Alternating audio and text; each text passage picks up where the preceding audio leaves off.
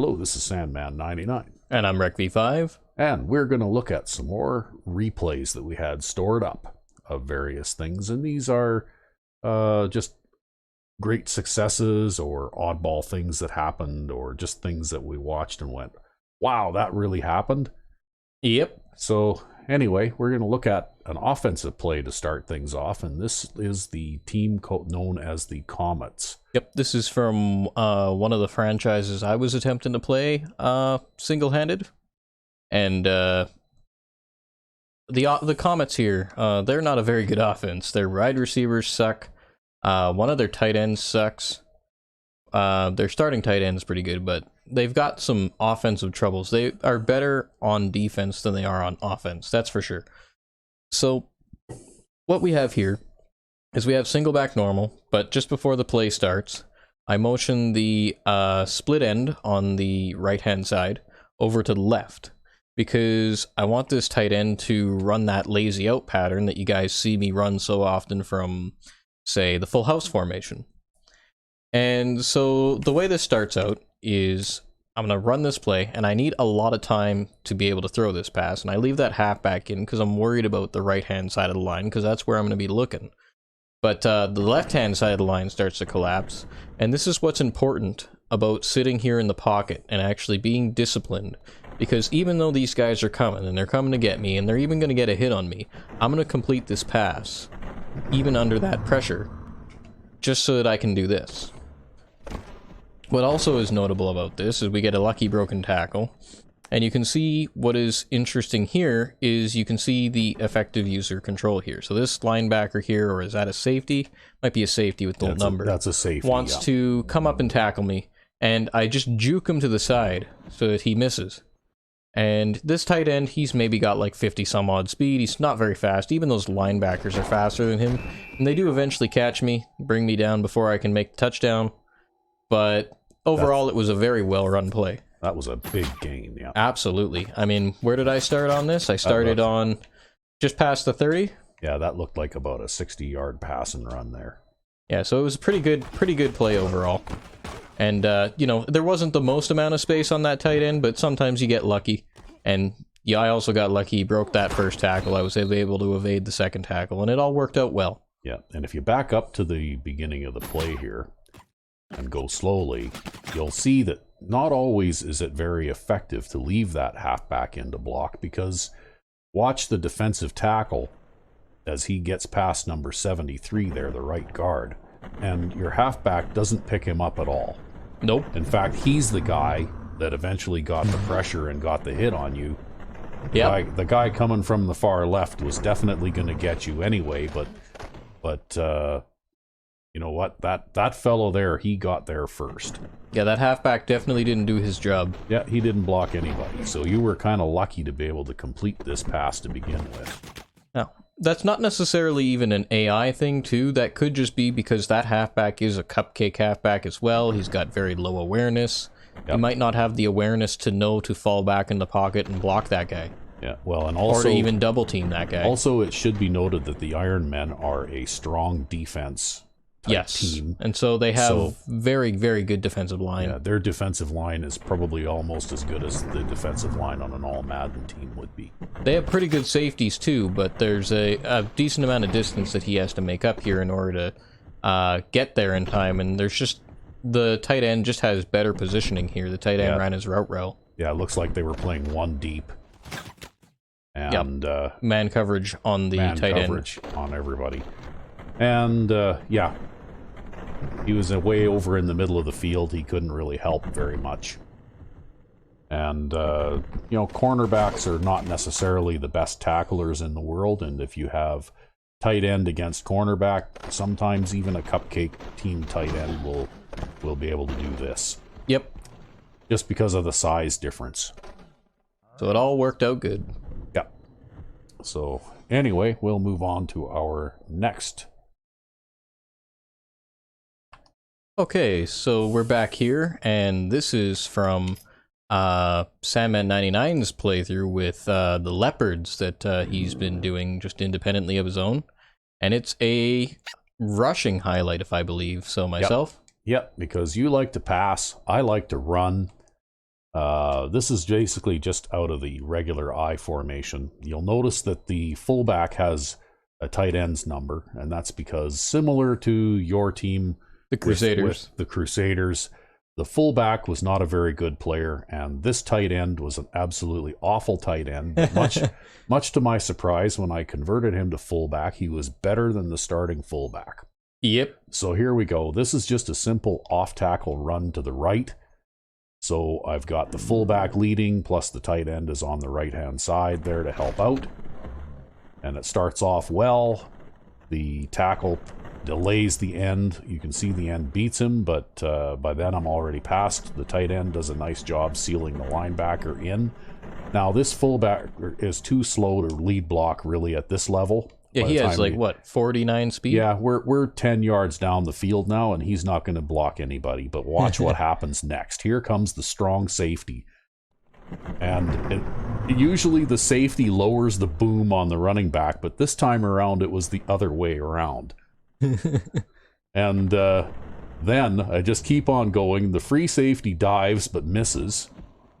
And now I'm way to the races, and this is a touchdown.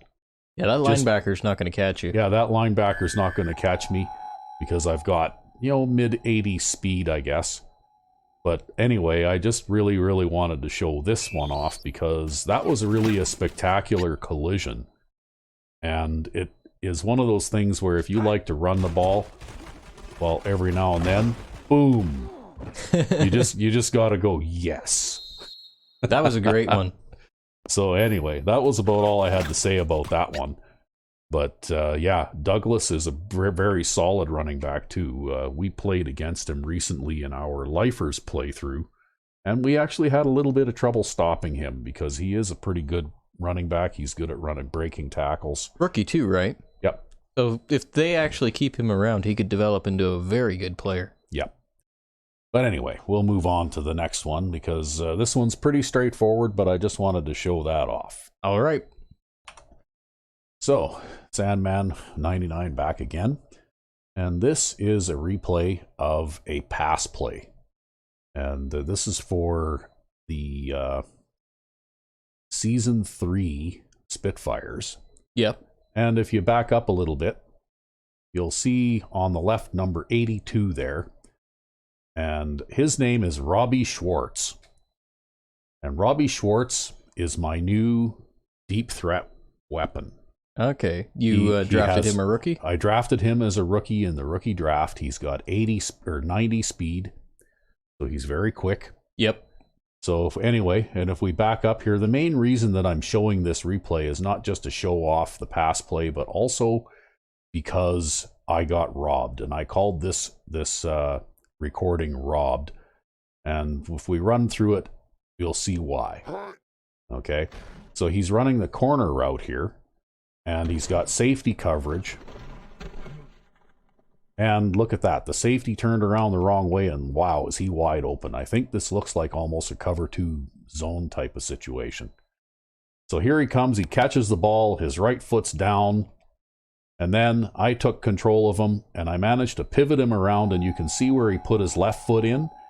And they blew the whistle and stopped the play and called that out of bounds. So, of course, I threw the challenge flag, and I won the challenge, and they awarded me a first down on the 19-yard line. But if you look at the relative positions of all of these players, and the fact that this guy has 90 speed, well, they took a touchdown away from me. Yeah, they're not going to catch him. They're not going to catch him, right? He's going to run the extra, or the last 18 or 19 yards. After catching that ball and running like this, he's going to run into the end zone before they can catch up to him because he's faster than either of those two players. Yep. Right?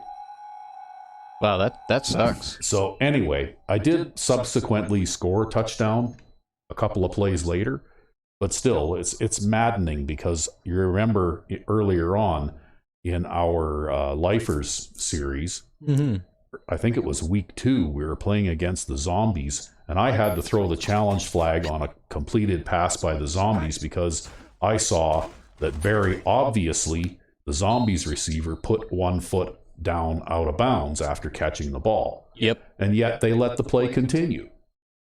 But when it's me catching the ball, they blow it dead when it's very obvious that he did not get a foot out of bounds. He put both feet down in bounds. That guy saw it right there. So, yeah, I mean, you know what? Boo. Boo, back judge number 32. Yeah. Man. That crappy mustache, too. But anyway, I won the challenge on this, and it was ruled a completed pass. But, of course, they're not going to just give me a touchdown after blowing the play dead at the 19-yard line, right? Yeah, they should have. Honestly, Robbie Schwartz there should have just kept running. Well, the thing is, though, the whistle blew. Yeah. Right? And once the whistle blows, the play's over. So, anyway, that was just something. If you want to back it up, though, we can have a look at how this play worked. It's basically, it's single back normal. And what I do sometimes is I have a run play out of single back normal, and I'll line up in first down in single back normal with that simple run. It's just a simple run up the middle. It can go either right or left, depending on which way. And this team that I was playing against was, like the alignment that you show here on first down, they were quite often putting a 4-3 out there. And so when I giving you no respect. Yeah, when I put the single back normal out there and I got 3 wide receivers, well, in previous recordings, we've seen what happens is you're either going to get linebacker coverage or you're going to get safety coverage. Yep.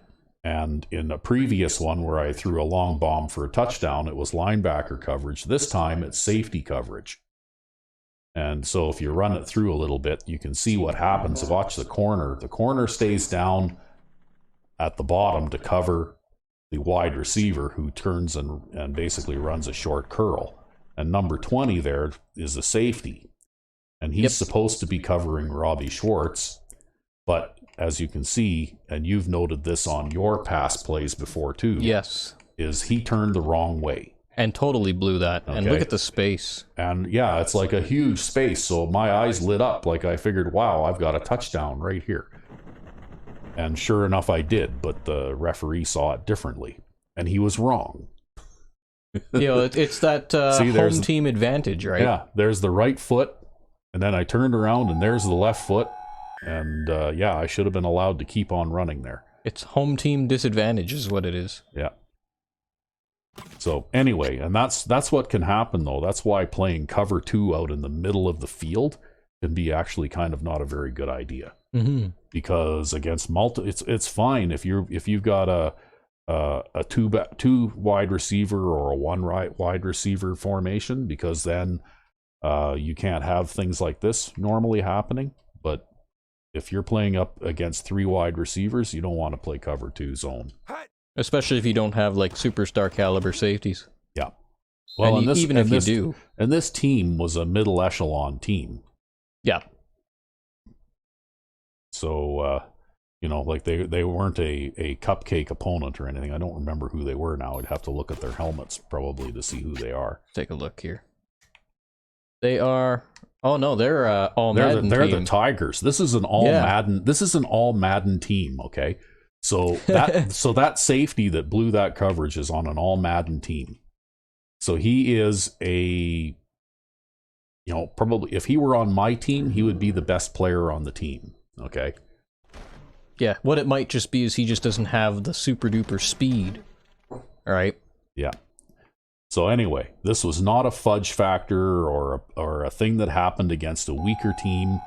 This kind of shows how, if you study this game a little bit and figure out how to draw plays in a certain way, you can exploit mismatches. Exploit mismatches and take advantages of weaknesses. If even an all Madden defense makes a poor choice in defensive coverage, and you make a good choice in your offensive play, you can beat them.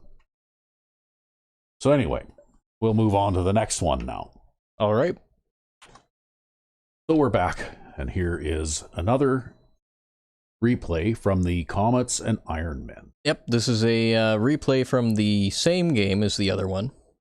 And I really struggled defensively in this game, but I actually got a nice defensive replay here, where they're on pretty much their goal line, right? They're within like 10 yards of their goal line here.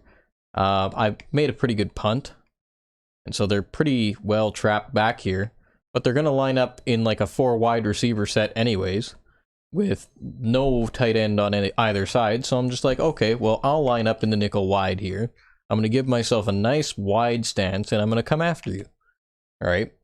And basically what's going on in this play is, if this is a play I think it is, I think the right end here is going to be playing some kind of spy, right?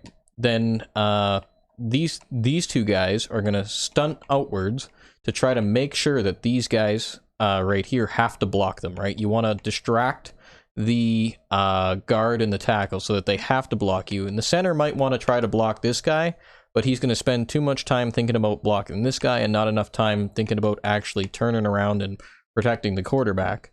And sometimes, though not all the time, these two guys can get distracted by this guy, but they're generally too far away to actually do anything about stopping this type of attack from the outside here, unless the quarterback really starts to roll left really hard.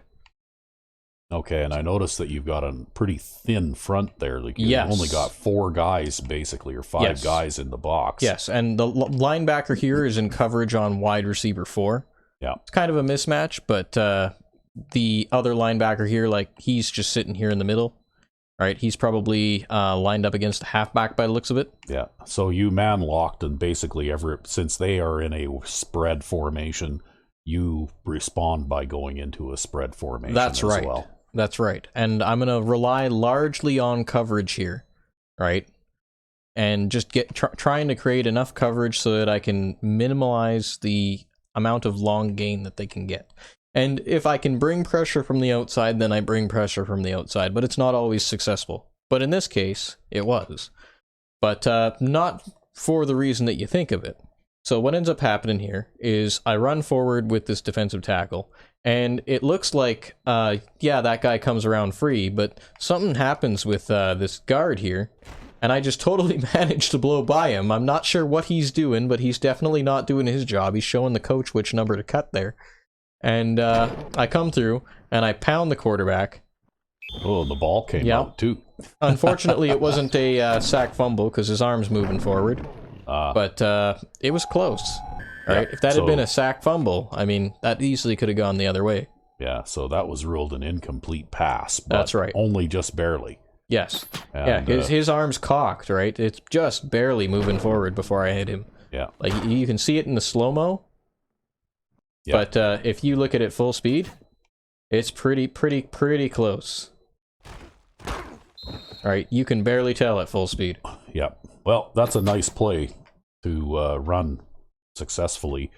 But yeah, every now and then, and also though we got to remember the Ironmen are a strong defense team. Yeah, they're not a strong offense team. And a strong defense team makes certain sacrifices, and that is that their offensive line is not the best. It's barely better than Cupcake grade. Like their offensive line is barely adequate, so it doesn't surprise me that we saw an offensive lineman make a mistake there. Yes. And, of course, you've got the defensive end coming around there, too. Yes. And it looks like the halfback picks him up. But, yes. You know, if you had not gotten there with the defensive tackle, I seriously doubt that halfback would have held up very long against a defensive end anyway. In any case, it's a good way to get pressure quickly and force an incompletion, because every single man has man coverage, and then you've also got 2 deep zone, and then you've also got this spy in the middle. So if he wants to fire off to this guy, who's going to be his outlet for quick pressure, well, that's dangerous. Even if this guy can't catch, which on the Crusaders, which this playbook was designed for, Ben French can catch. Right, with like a 40 catching rating for a defensive lineman, and that's great for a defensive lineman. Right, but even if this guy can't catch, it's still dangerous, and he's probably gonna get his hands in there and disrupt the play. Yeah, actually, it's not uncommon, especially if you look in the out of the box plays. You don't see defensive linemen spying, but you do see them dropping back in hook zones and stuff like that, while other players come on the rush. Yep. The only reason I choose to spy in this particular case is just because this defensive end starts out so wide. Yeah. But the reason why I choose to spy with him, and the reason why I start him out here, is because he provides a little bit of weak side run containment. That's basically what his job is in this formation. Well, and also I can see that a mobile quarterback who does try to roll away from the guy coming from the other side is going to have to deal with him. Yeah, he's going to have to run toward the guy that's got the spy assignment too. That's right. So that's pretty much it, though. Pretty simple replay. Nice, satisfying hit crunch sound, putting the quarterback on his back. Yep. So on to the next one. So here we go again. Looks like the Crusaders again. And you know what? In spite of Rec V5 talking about how offense wins championships, I think I finally got him thinking about defense, because he actually plays pretty good defense. And he's getting better at it all the time. And this is actually the same formation as previously, the nickel wide. Yep. But you'll notice that there are more people in the middle of the field now, because he uses man lock a lot. Yes. And those two linebackers in the middle are locked up on number 43 and number 45 or 25 there. That's right. Which helps to fill the gaps and make it a little tougher to run. And it looks like the corner's drawn in to cover the tight end on the left.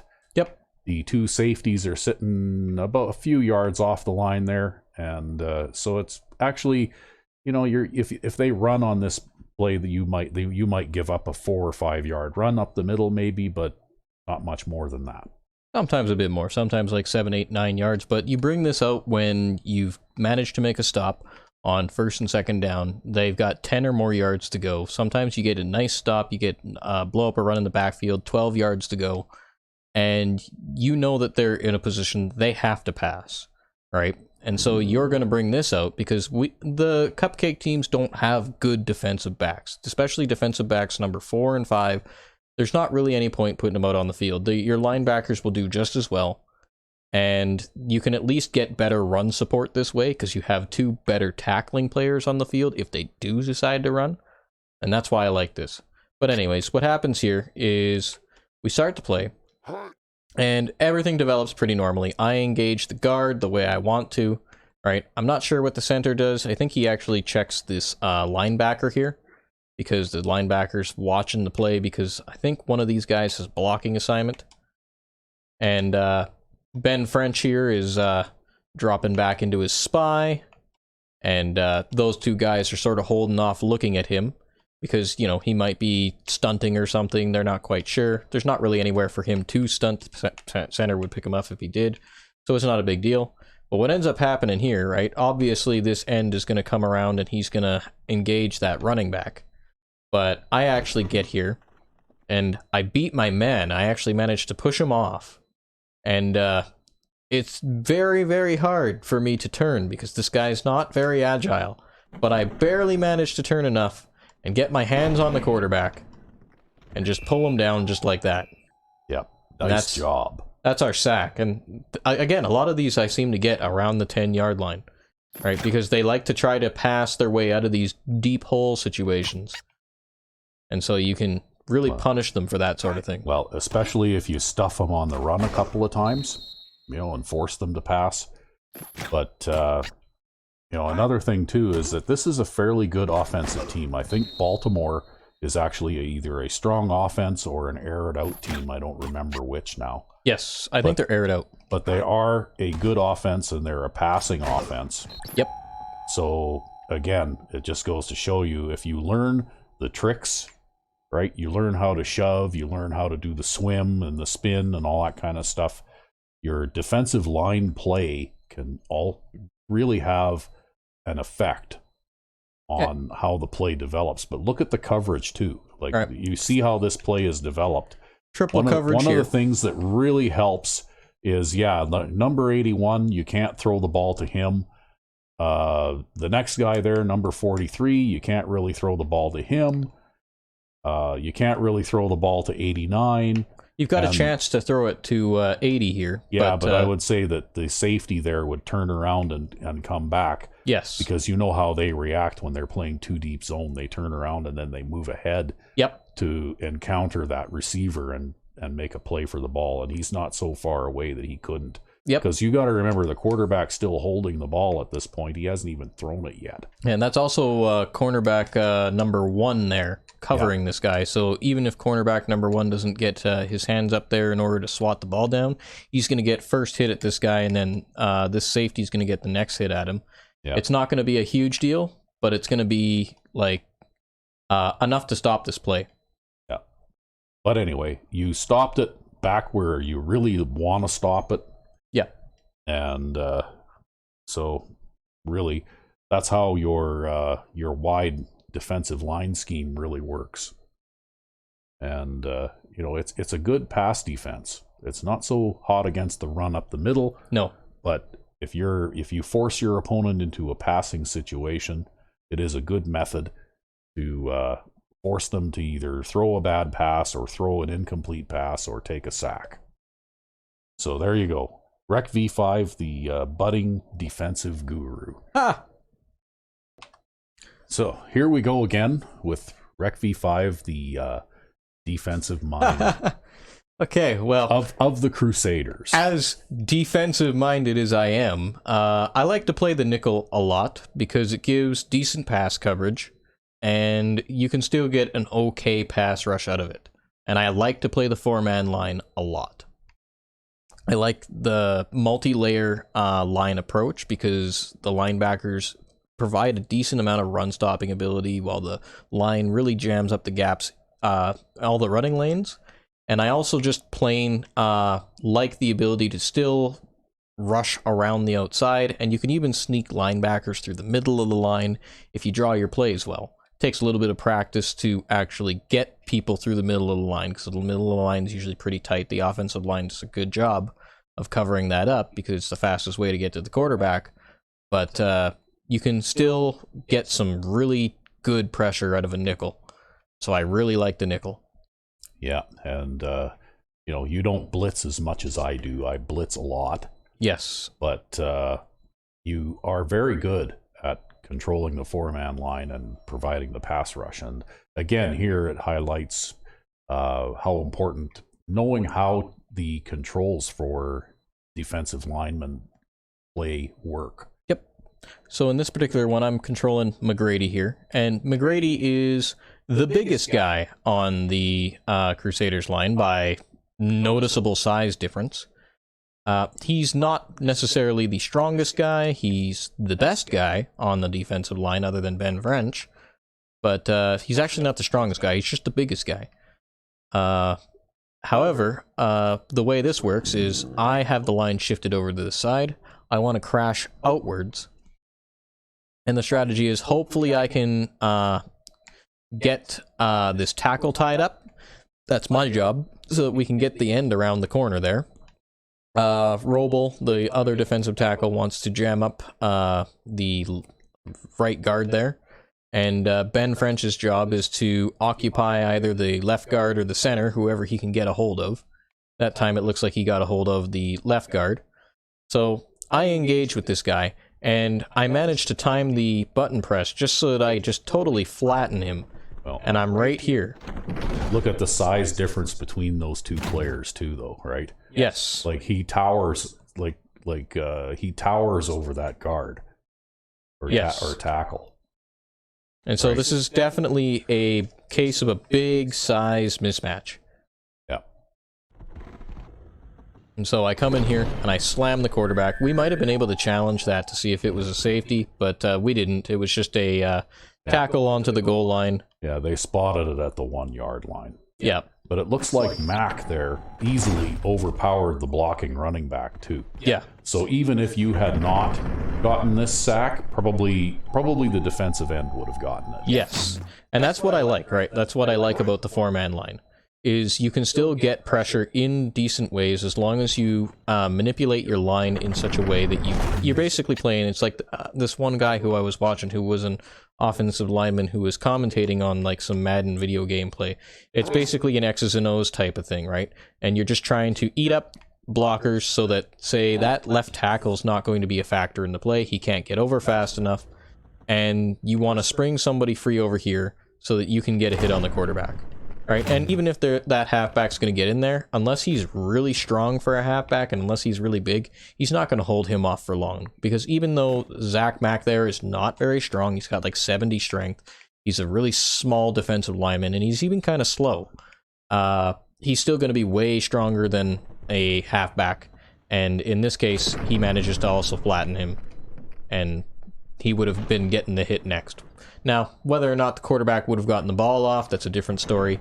But the coverage wasn't terrible. You have a look at the coverage, and I think that potentially this guy, he could have thrown the in route. Wouldn't have thrown this. This is pretty dangerous. Yeah. And because in that one, I think I have the linebacker playing short zone there. Yeah, and it looks like those two guys are pretty much tied up in coverage. And yeah, it's a safety it's a mess over there to help. Yep. So it looks like really about potentially the only pass he could have thrown would have been to number 85. Yep. But there's still a safety up there to help make the assistance there. He's a bit far away, but if that guy can get his hands on them, then the safety can approach him and bring him down in the end. Yeah. And that's really the type of defense I play. I try to play, I guess, bend but don't break.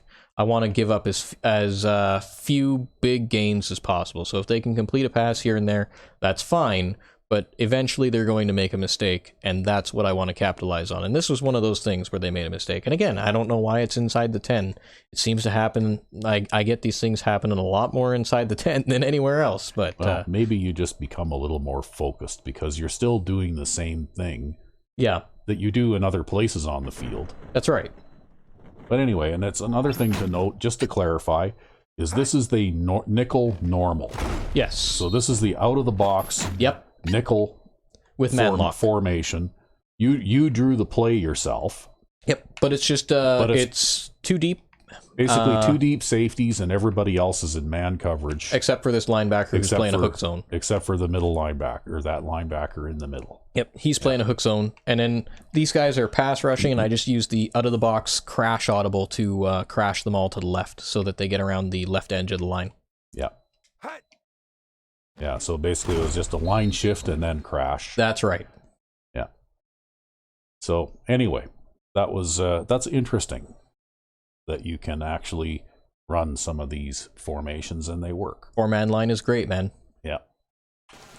Okay, so, this is one of yours because we play the Crusaders casually together.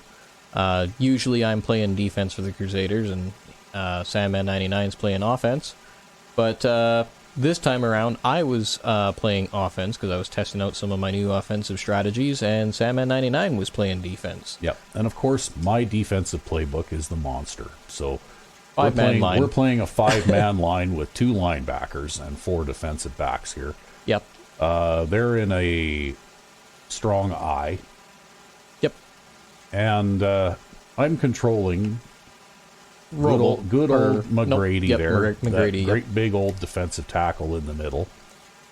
And there's Roble on the left, and Pete is actually the number 3 defensive tackle because I substitute the defensive ends, the extra defensive ends in this formation with the defensive tackles. They're a little bigger and stronger, right? They're a little bigger and stronger, and they can, defend the run in the middle a little better. Yep. But anyway, here we go. I'm going to demonstrate the hazards of using the spin move because defensive linemen are not the most agile people in the world. Especially tackles. And what I've found is when I use the spin move, sure, I get around the guy, but I usually fall down immediately afterwards. And this time around, it's no different. I spin around number 72 and fall on the ground. And then I roll over and roll into the quarterback's feet. A sack is a sack. A sack is a sack. It may not be pretty, but it worked.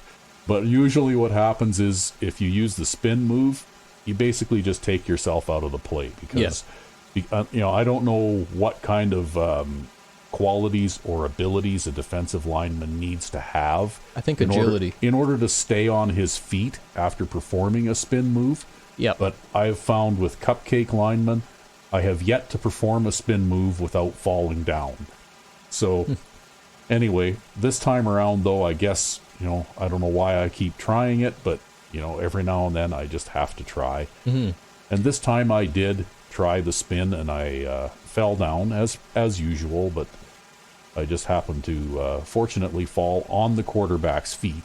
and make him fall down too. It looked like the strategy was to, on this particular play, to get this guy rushing around the outside, but this tight end's going into the passer. Yeah, he got chipped by the tight end on his way out to there, and then he collided with the running back who was sneaking out toward the flat. Yep. So he was really late coming to the party here, but and there was somebody he wanted to throw to, but he didn't get the chance because he rolled into him. He was just cocking his arm to throw the ball when I rolled into him. Yeah.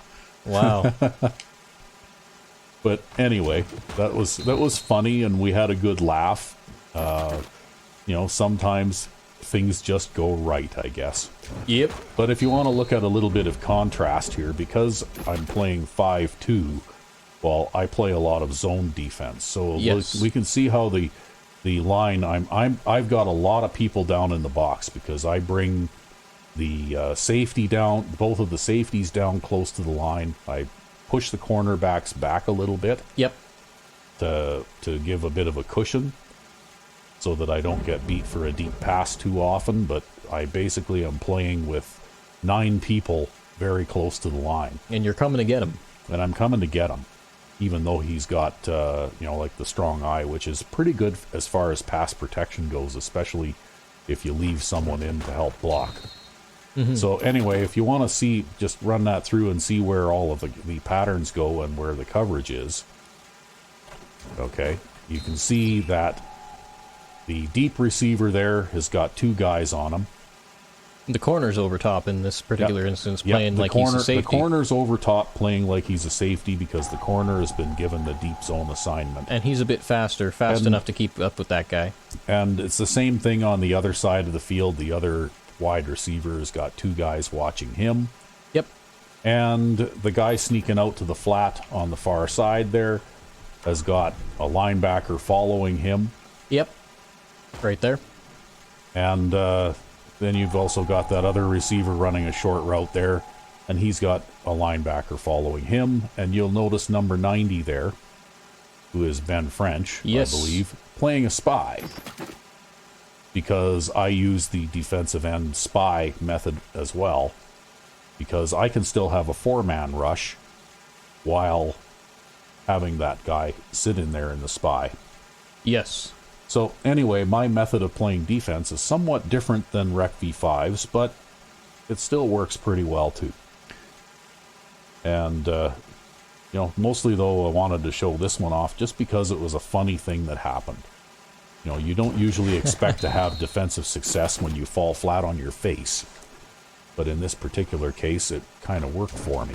Yeah, that was pretty funny, actually. You gotta wonder what the team backfield or the team meeting is going to be looking like there. Yeah. And, like in this particular case, like McGrady is the big guy who pushes people around. And I was pushing people around with him. This team we're playing against is the Marshalls, who are a fairly balanced team, but they're they're pretty strong both on offense and defense. They're a good, slightly better than average team, I guess. They're not an all Madden level team, but they are a very good team. Yes, but sometimes you just have cheesy things happen like this. Yep. I mean, it's not like that offensive lineman really did anything wrong. If the quarterback just took like one more step drop, he'd been fine. Yep. Well, he was stepping up to try and throw the ball too, right? Yep. And I'm not sure who he was looking at to throw the ball to, but he was probably going to try and throw a deep ball to somebody. Looks like he's looking over here. Maybe. Some kind of boot route. Yep. But anyhow, I got him. So, we'll not beat this one to death, but like I said, I was very amused. I laughed out loud when this happened. So we'll move on to the next one. All right. Okay, here we are back again, looking at the Spitfire's defense. Okay. And, I like defense, and I've shown this particular formation off before. Mm-hmm. Basically, in this particular case, they've got a single back formation out there, and they're going to try to pass. It looks like you've got some kind of altered nickel. I've got the nickel out there, and what I've done is I've moved the free safety into the middle of the field, and of course he's number 43. Yep. And the nickel back is down there lined up right across from the slot receiver. Yep. Okay. That's done. He's the third corner. And then the strong safety is actually lined up in a mirror position on the other side. So what's going to happen here is I'm sending the nickel back on the blitz. Yep. And I've explained how this play worked before. Basically, the two cornerbacks drop back deep. One of the linebackers drops back deep. Mm-hmm. The safety will roll toward the flat on the same side that the nickelback blitzes from. Yep. And you'll notice here that I'm controlling the defensive end on that side. You can see the orange spot around him. So what I'm going to do is I'm going to attack the left tackle there and tie him up. Mm-hmm. And that will allow my nickelback to run past him and into the backfield.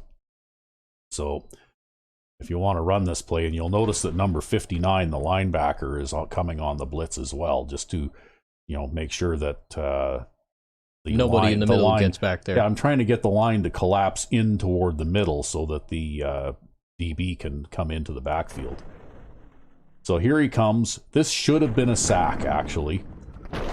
Okay, because we'll demonstrate what happens afterwards, but even when you're looking at this from the quarterback's perspective, there is absolutely no way he should have thrown this pass, right? It was an ill-advised pass. And it goes right to the safety who's rolling across the field there. And I mean, anybody could have made that interception. He hardly even had to move. He didn't even have to jump. He just reached up, grabbed the pass. And then, of course, there's nobody in front of him to stop him from running into the end zone. Beautiful. But that's why I run this, and I will mix this in with other types of coverages. Because especially if you play man coverage, and then suddenly you pop this in. For some reason, it seems to throw the AI off, and they will make a mistake, right? Yeah, and the safety's sitting right there. And the safety is like, yeah, he's literally right there. And I mean, even if he's a lower quality player than this guy is, he's going to at least break that up. He's at least going to knock the ball down.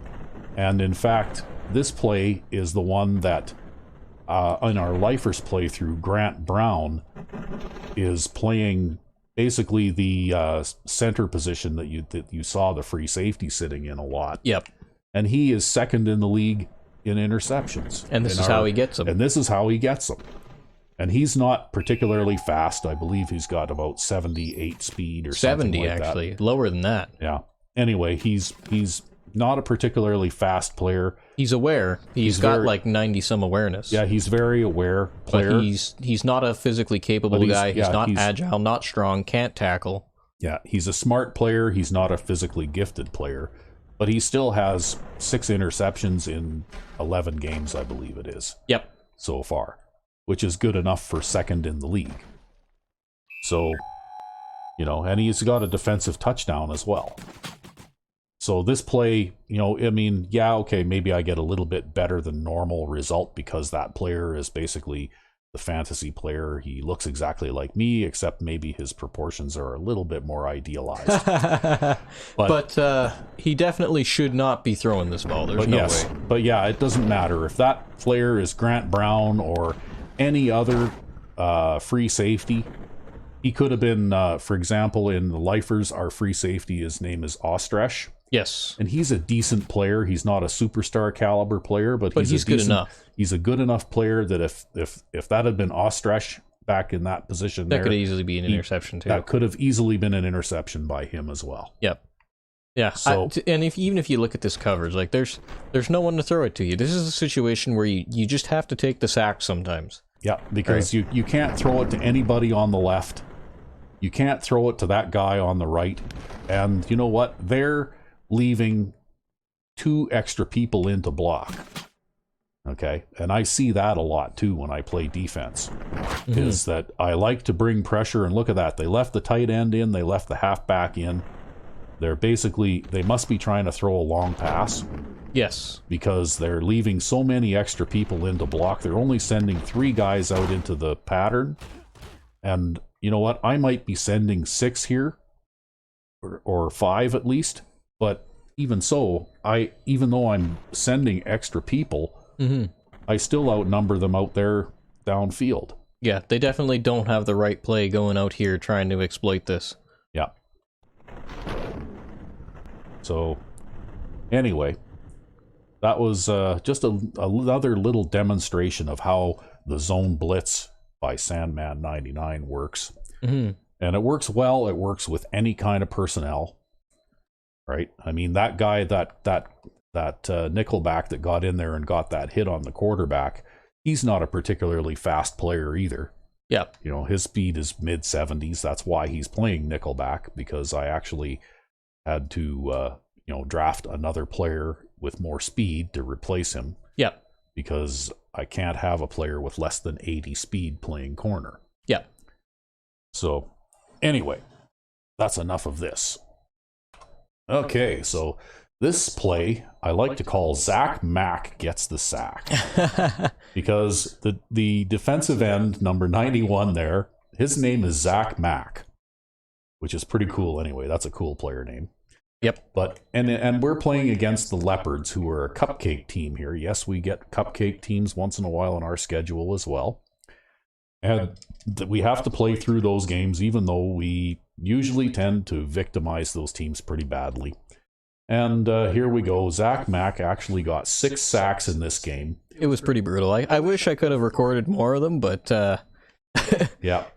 But anyway, after about the 4th one, I was chanting, Zach Mack gets the sack every time he comes in. And here we go. This is shotgun empty. Yep, versus the nickel wide. Yeah, and it looks like they must have called some kind of audible, because it looks as though number 83 there, that wide receiver, does kind of make a half-hearted attempt to try and block Zach Mack. Yes. But it doesn't really work out very well for him. I guess I'm just going to say here, anytime I see empty sets, and pretty much every time, I'm lining up in the nickel wide, and I'm just going to try to rush a guy around the edge, because the AI is not making any attempt to have any kind of extra blocking or any kind of honest attempt to disrupt this pass rush. So I'm not going to bother with putting out a run defense or anything. They're passing, and I'm coming for them. And so the way it starts out here is it starts out like this. I'm not sure what number 85 is doing there, but number 83, he kind of runs forward, and then he sort of takes a blocking position, but he's a wide receiver, and he's like a 3rd, 4th string guy. I'm not sure he really knows what he's doing out there, especially being a cupcake player. Zach Mack's the 1st string guy. He's not great, but at least he knows what he's doing, and he's going to come and wrap up the quarterback here. Yep, and there was absolutely nothing they could do about it. I swear, the way number 85 looked there, it almost looked like the AI audibled to a couple of blocking. Yeah. Gave them both a blocking assignment or something. But 85 is in no position to pick up anybody. Yeah, in the hopes that maybe one of them might do something, but yeah, they were so badly out of position anyway. And number 83 didn't actually even make much of an effort to block. Yeah, I'm not sure what he's doing. It's funny. If anybody's gonna... It looks like he charges right at Zach Mack and then just sort of gets out of the way. Yeah. So it was pretty silly play. Look at this. They've got pretty much they had. It looks like they had a wide receiver screen going on over there too. Yep. On the left side. So that might also explain some of this extra blocking, but I don't know. I'm not buying it. I've got all man coverage. I've got the Ben French spy. I think I've even got that linebacker dropping into a deep zone on this one. So it's 4-man coverage and 3 deep zones. And Ben French spy with this 3-man rush around the outside here. And I'm not buying it. I'm not gonna let you get a screen. I'm not gonna let you throw deep on me. This is just nonsense. Yep. Well, that offensive play was doomed right from the start. Just line up in a normal formation. And, line up in split backs. Yeah. At least I can't do this to you if you line up in split backs. Yeah, and like I said before, Zach Mack got 6 sacks, and I think you sacked these guys like 8 times in this game. Yes. So, it was a rough game all the way around for the Leopards. And so anyway, pretty tough work for the quarterback here too. Yeah. Well, you know what? I like to run a empty backfield shotgun formation as well. but I pay more attention to the pass rush, and if I see something like that coming, I get rid of the ball. Anyway, we'll look at the next play. We're getting close to the end here, so. All right. So here we go. This has been a very defense themed replay, recording. It's not often you get those big burns on offense. Yeah. But anyway, here we go. This is again the Spitfires, and we're playing against the Boston Royals. And the Boston Royals are a strong D team, although this is season 3, so they have been developing somewhat, just like every other team. But they make a big offensive mistake here. And of course, I'm playing the monster. This is the actually the nickel version of it. So the guy close to the line in the middle is the linebacker. Yep. And then you have the free safety standing in the middle. You have the strong safety on the left side and the nickel back on the right side, and then the corners sitting back there a little deeper. Yep. And basically what this is it is a man under type of defensive scheme. So the 2 cornerbacks drop back in deep zones, and all of the other players standing upright on the field have a man coverage assignment. Yep. And I don't use man lock very much in this particular scheme because I want to keep them spread out on the field there to cover wider plays. Yeah. And that sort of thing. And I think that I don't need to do that man lock thing so much because I play a 5-man line, so I'm already got quite a few guys in the middle. Yeah. And so anyway, if we proceed here, of course, as usual, I'm playing with the nose tackle. And I actually have to chase that guy because he drops off so quickly, that right tackle. Yeah. I have to actually pursue him in order to lock him up so that my left end can get around him. It looks like your...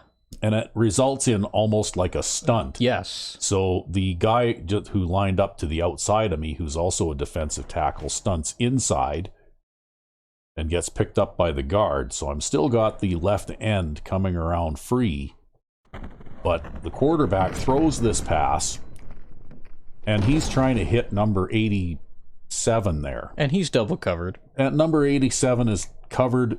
Number 41 is the strong safety. He's got man coverage responsibility on number 87. And the number 40 is just playing a deep zone. And as you can see, this play is doomed from the start. The guy is covered 2-on-1. But watch what happens. The safety tips the ball, and then he tackles number 87. So there's no chance that number 87 is going to be able to recover this pass after the tip. And then the ball comes down right into Hill, the cornerback's hands. And it looks like he juggles it a bit. He juggles it a bit, but then he's got it and he takes off. And you know what? If number 27 there isn't a real speedy player, Hill's got a touchdown. But anyway, and these are a couple of cupcake players, okay? Yeah. So if we look at number 41 there,